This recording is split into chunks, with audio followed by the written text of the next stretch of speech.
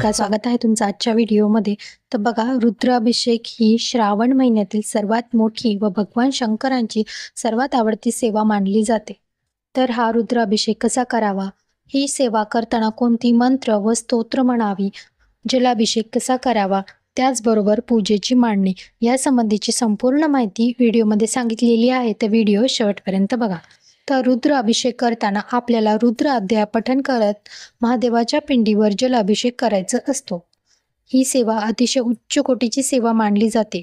तर सर्वप्रथम ही सेवा आपण का करावी, तर आपल्या घरातील व्यसनी व्यक्ती असेल तर त्यांचे व्यसन सोडवण्यासाठी, त्याचबरोबर संतान प्राप्तीसाठी तुम्ही सेवा करू शकता. तसेच कर्जबाजारीपणा असेल किंवा बाहेरच्या काही गोष्टी होत असतील, त्याचबरोबर पितृदोष होत असेल, तर यासाठी ही सेवा तुम्ही नक्की करू शकता. त्यामुळे तुम्हाला नक्की फायदा मिळेल. बघा, कष्टाशिवाय तर कुठलंही फळ मिळत नाही, परंतु कष्टाला परमात्म्याची साथ मिळाली तर काय बात असेल. सर्व दुःख चुटकीसरशी दूर होतील. तर पूर्ण श्रावण महिन्यात हा रुद्राभिषेक केला जातो. तर बघा, बरेच जण पूर्ण श्रावण महिना हा रुद्राभिषेक करतात, परंतु हे आपल्याला जमत नसेल तर दर सोमवारी किंवा दर सोमवारी देखील आपल्याला नाही जमले तर एका सोमवारी तरी तुम्ही हा रुद्राभिषेक नक्की कराच.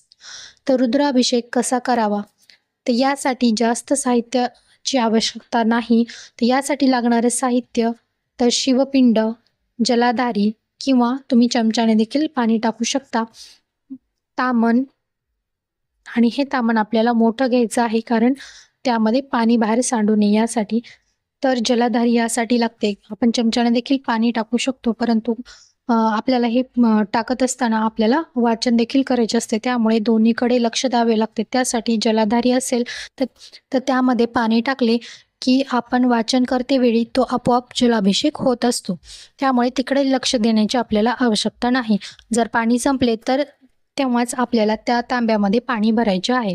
तर बघा, ही सेवा करत असताना सर्वप्रथम आपल्याला दिवा लावून घ्यायचा आहे.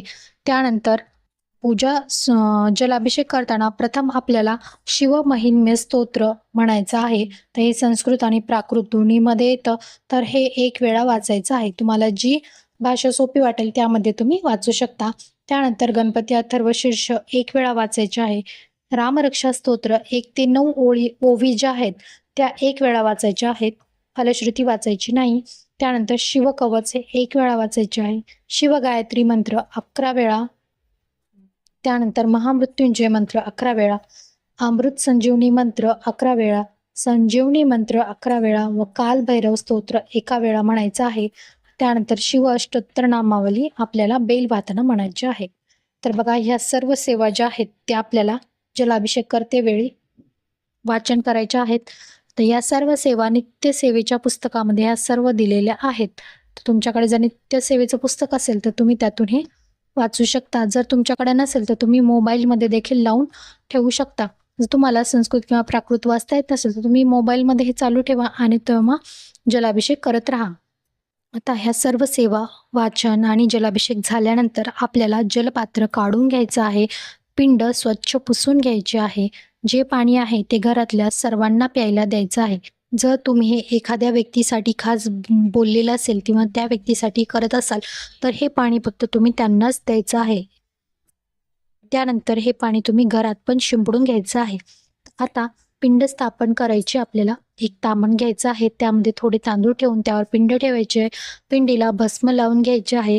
त्यावर धोत्र्याचे फूल, धोत्र्याचे फळ, पांढरी फुलं अर्पण करायची आहे. हे करत असताना आपल्याला ओम नमः शिवाय या मंत्राचा जप करायचा आहे. तर 108 बेल पान वाहताना आपल्याला शिव अष्टोत्तर नामावली म्हणायची आहे.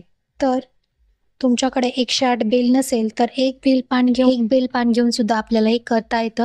तर बघा, एक बेल पान घ्यायचं आहे आणि जेव्हा बेल आपण महादेवांना वाहतो, शिवशंकराच्या पिंडीला वाहतो, तेव्हा बेलाचे टोक जे आहे ते देवाकडे ठेवायचे आहे. तर अशा प्रकारे आणि बेल अशा प्रकारे व्हायचा आहे.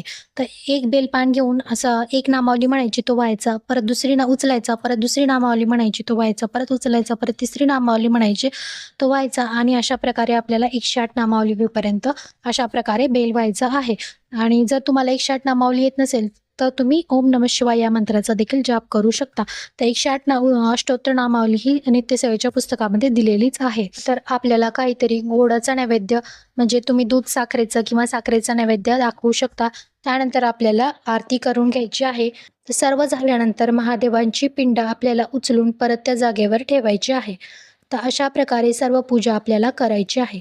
ही पूजा खरंच खूप प्रभावी आहे. हे केलं तर खूप चांगले आहे. श्रावण महिन्यात ही तुम्ही पूजा नक्की करा. ही सेवा करताना म्हणायचे मंत्र आणि स्तोत्र जे वाचन करायचे ते मी डिस्क्रिप्शन बॉक्समध्ये दिलेले आहे. तुम्हाला ते पाहून म्हणायला सोपे जाईल. त्यानंतर माझ्याकडे पण इथे जलाधारी नव्हती, तर मीही ती ऑनलाईन मागवलेली आहे. जर तुम्हालाही ती हवी असेल तर डिस्क्रिप्शन बॉक्समध्ये त्याची लिंक दिलेली आहे. तिथे जाऊन तुम्ही ती घेऊ शकता. चला तर मग मी ते व्हिडिओचा एंड करते. तुम्हालाही माहिती कशी वाटली? माहिती आवडली असेल तर व्हिडिओला लाईक, शेअर आणि चॅनलला नवीन असाल तर नक्की सबस्क्राईब करा. श्री स्वामी समर्थ.